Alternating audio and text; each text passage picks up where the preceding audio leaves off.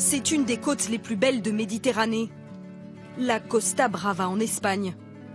Ses eaux turquoises et ses forêts de pins en font l'un des lieux touristiques les plus prisés d'Europe.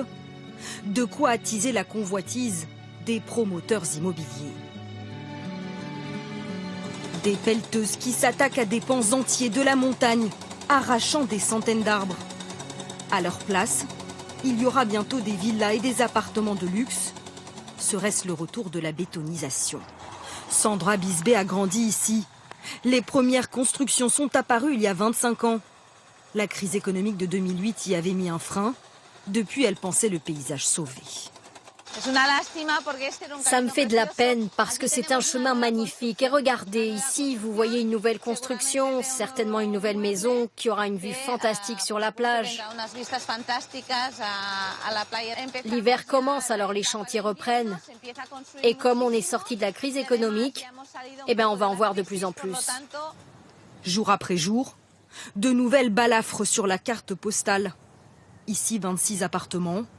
Et dans cette crique, 260 logements en projet. Comme ici, à la place de ces arbres. Le tout sous le regard impuissant de la municipalité. Ces terrains constructibles ont été achetés dans les années 70 et 80. L'avocat de la mairie le regrette, mais tout est légal.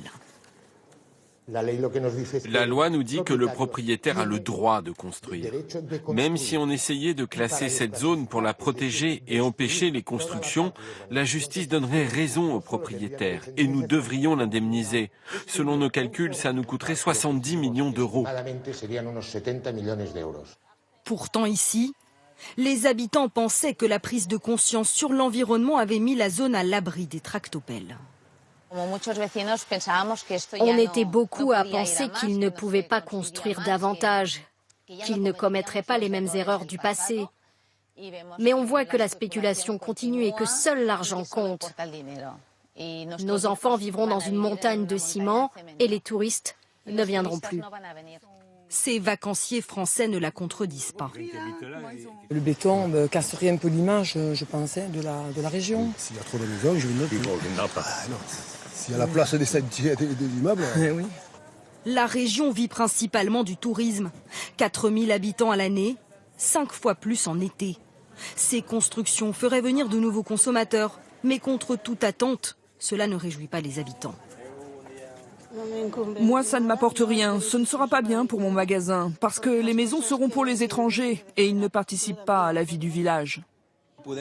Oui, je pourrais avoir plus de clients, mais on est un petit village et autant de gens, c'est trop. Et la folie immobilière ne s'arrête pas là. Une partie de cette forêt de pins centenaires est classée au patrimoine naturel. Pourtant, elle est aussi menacée. Cet hôtel veut s'agrandir et dans cette commune, la mairie qui a refusé de nous recevoir soutient le projet. Une politique de bétonisation assumée par le gouvernement catalan. Les citoyens qui n'habitent pas la Costa Brava toute l'année ont aussi le droit de profiter de cette côte.